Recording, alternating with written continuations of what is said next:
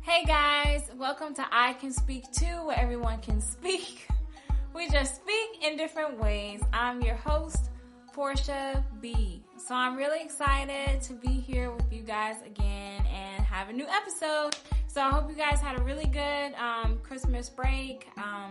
I did. It's nice to be back after a little mid-season break and just beginning to get back into the swing of things. So this is episode 4, and today's episode is called #Goals. So this episode is going to be all about how to help your kids make great goals. So before I get into the episode, I have some quick updates I want to tell you guys about, and also tell you my personal New Year goals. So as you can see, I'm in a new space. So I created my own space in my actual home. So I'm really excited about that. And as you can see, I love everything scary and spooky and horror. So this space is really me, and it makes me feel comfortable. And it's just so much fun. I'm so excited about it.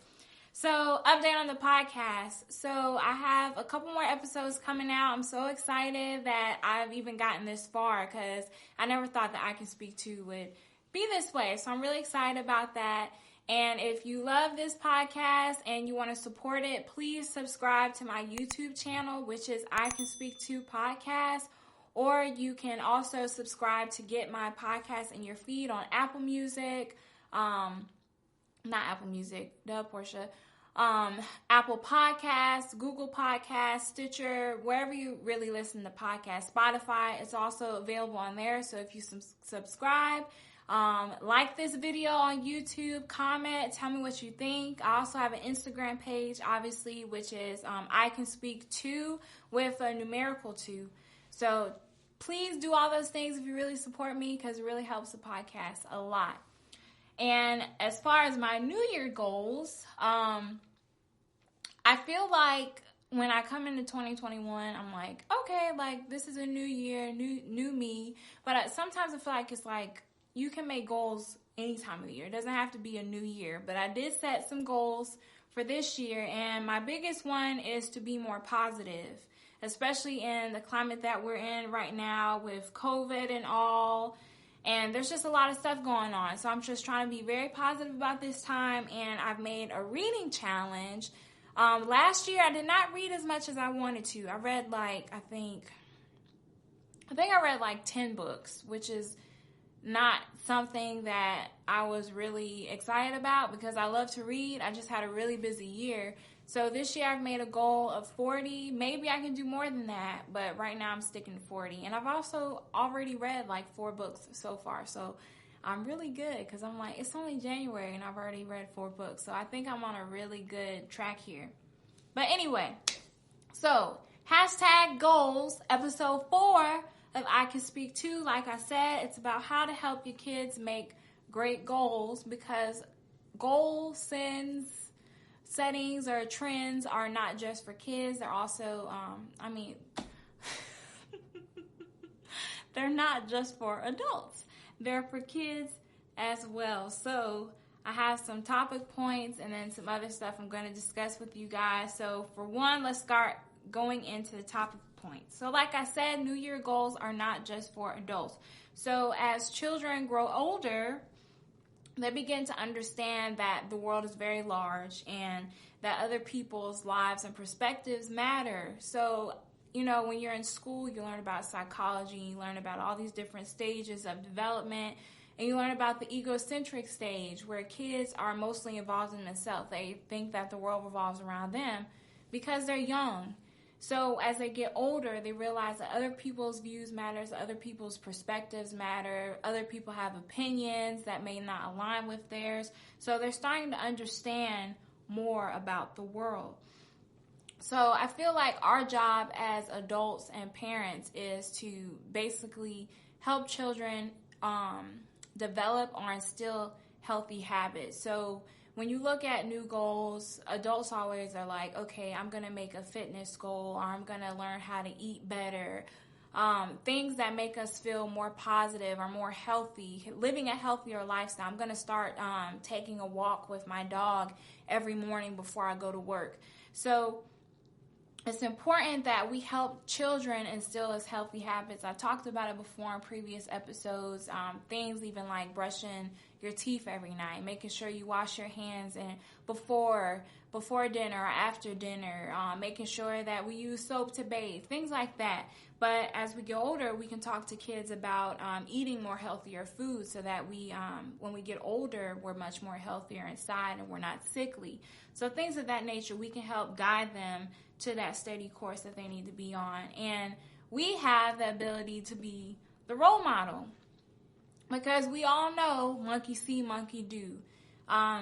As being a teacher, I see all the time. Kids are like sponges. If I say one thing, they might repeat it. So you have to make sure that you don't say certain things around certain kids sometimes because then they'll go home and say it to their mom. And their mom's like, where'd you learn that word from? And it's like, huh? Like, no, we didn't say that. No, I don't know what you're talking about.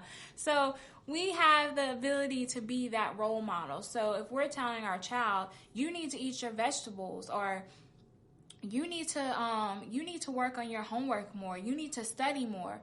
Well, are we also eating our vegetables, or are we throwing them in the trash can because we don't want to eat them? Are we forcing our children to do things that we don't want to do? And I'm not saying that adults have to do everything that kids do. I'm just saying that in certain situations, if you want to steer a child to do things, sometimes we have to do it too. We have to be that role model. Just like if we don't want our children cussing or doing drugs or, we have to be that example for them because we're their leaders. We allow them to see a certain thing. So when they go out in the world, they may see all types of things.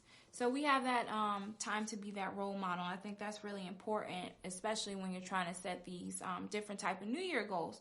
So again, be the role model, monkey see, monkey do.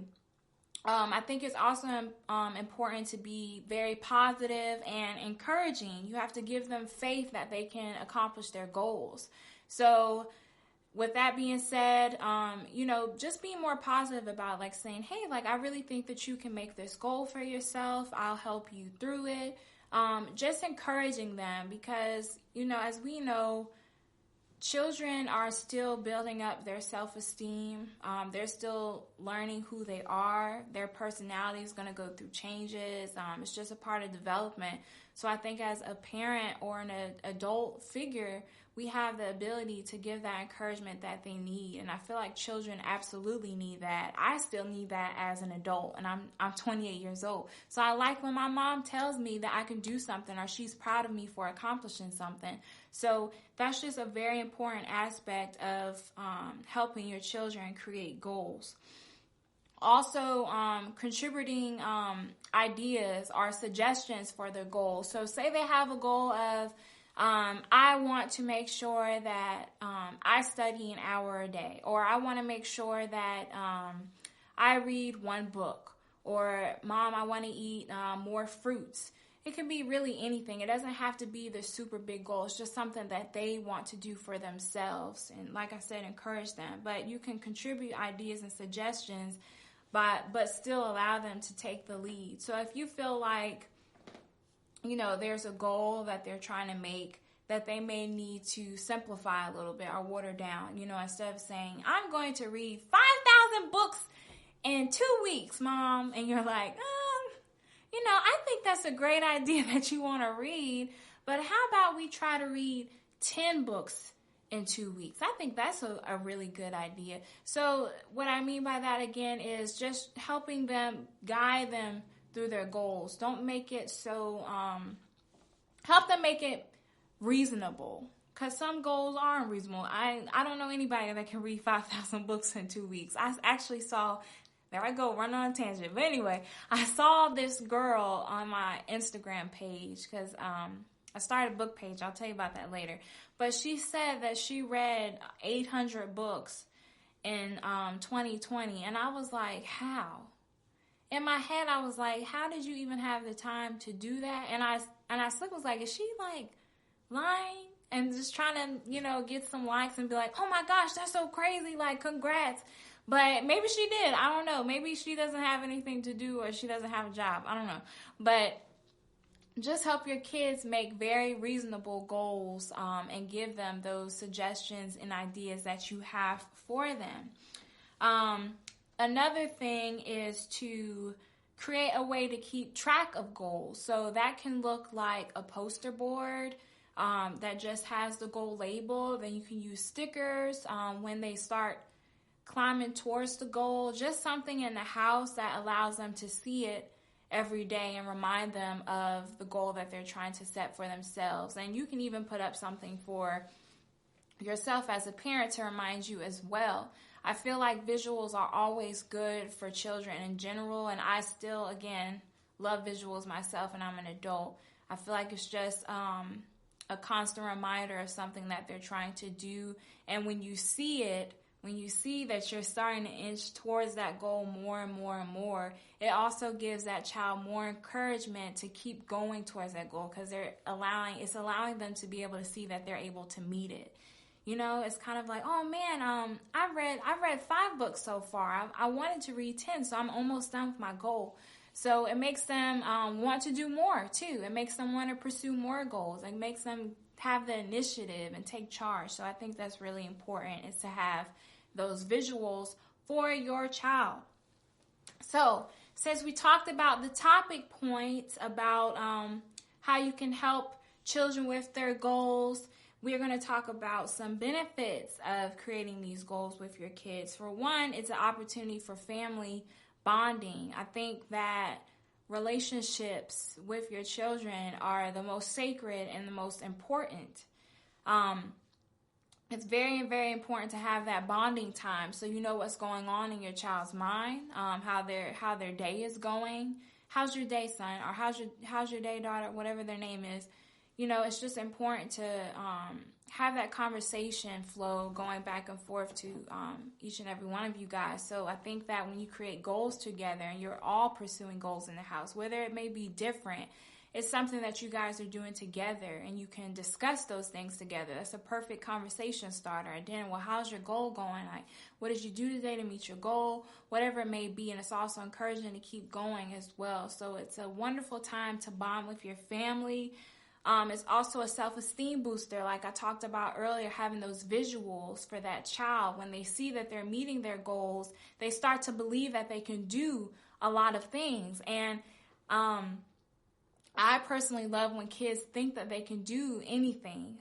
Everybody's goal is not going to be the same.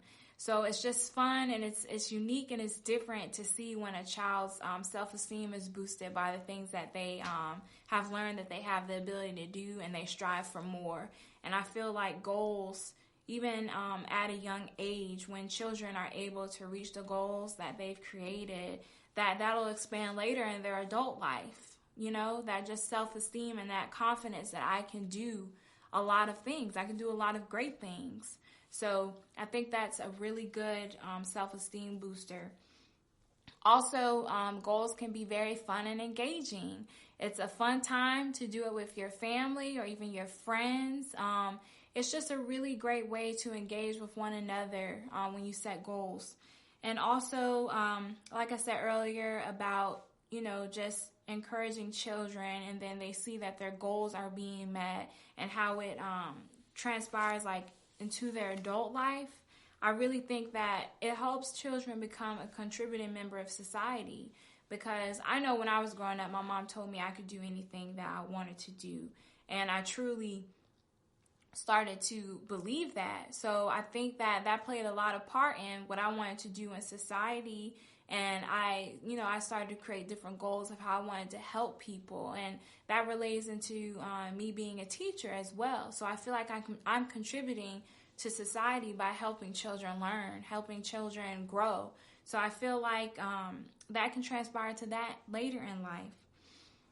I also wanted to talk about making goals with children of all abilities, because when we talk about the creating goals, we're not talking about just children who are typically developing. I'm talking about children who are disabled and nonverbal. So I want to give you that perspective as well. So when you talk about goals with them, you have to guide, motivate, and build. So obviously with children that have disabilities, they need their family's support. a lot. They need it the most. They need the therapist that they may work with. They need their teacher support, and they can help guide them and motivate them to achieve their goals and build on those goals. So, for an example, I had a student, she can't walk. So she's learning to walk now. And it's been really cool just to see how in the beginning she couldn't even crawl. And she's much older. So, she was developmentally behind. So it's been really cool just to see how she couldn't crawl. Now she can crawl. Now she's learning to walk in her walker. And just the other day she was in equipment and she was actually standing on her own. So obviously her parents have helped her reach that goal. Her therapists have helped her reach that goal. The teachers have helped her reach that goal. So it's really just been awesome to see that. Also, again, the visuals are important here too.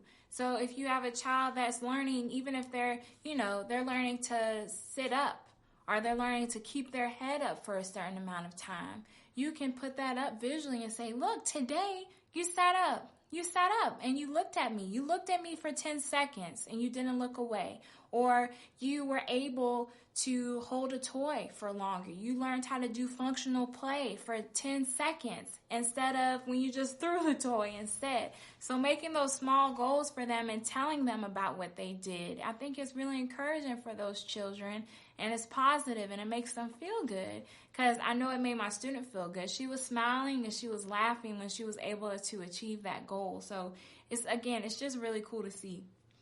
Also, create goals efficient for each other.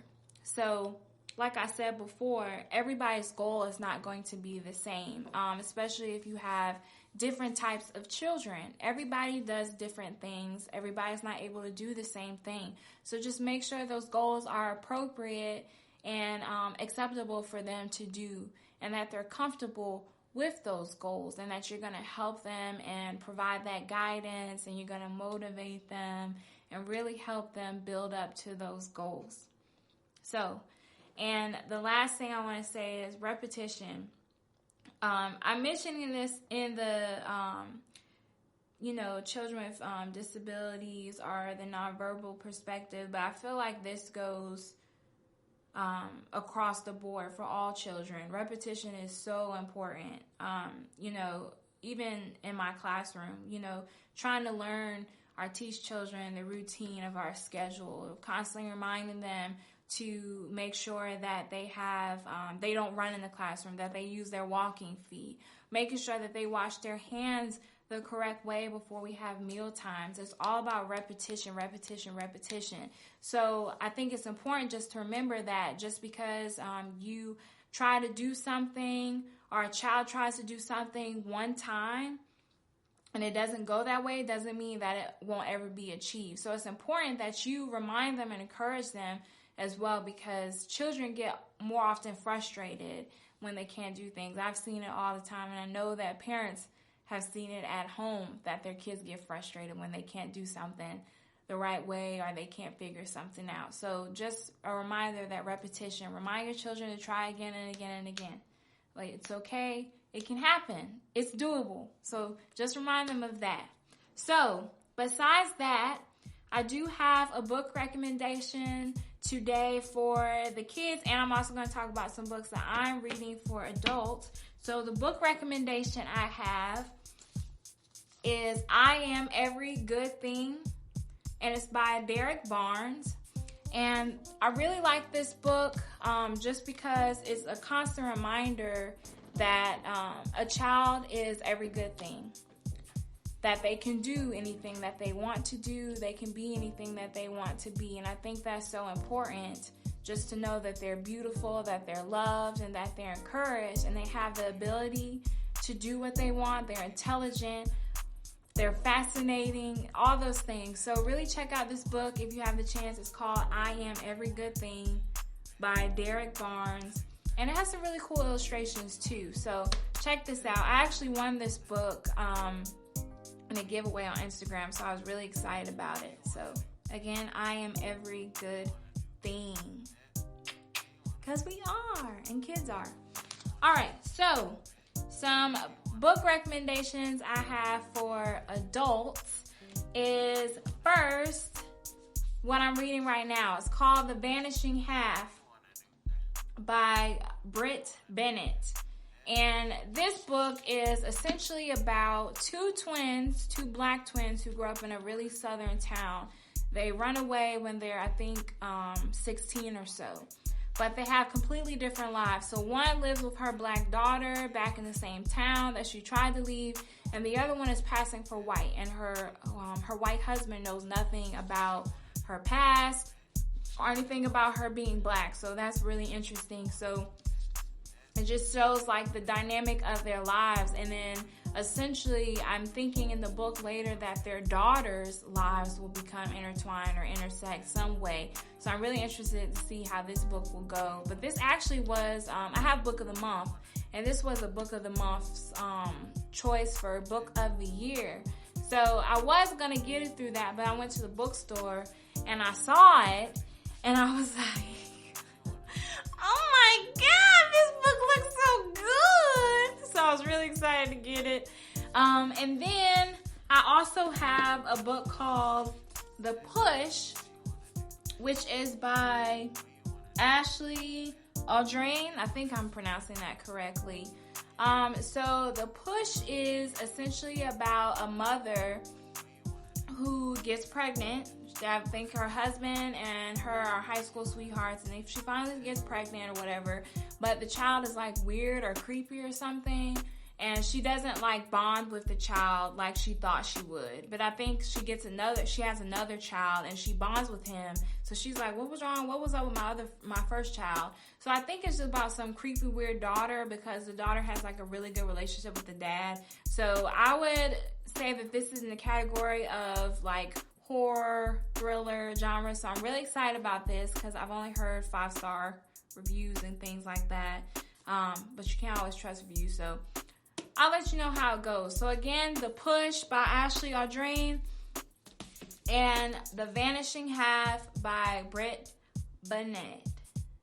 So now before I leave, I do have a quote of the day, as always.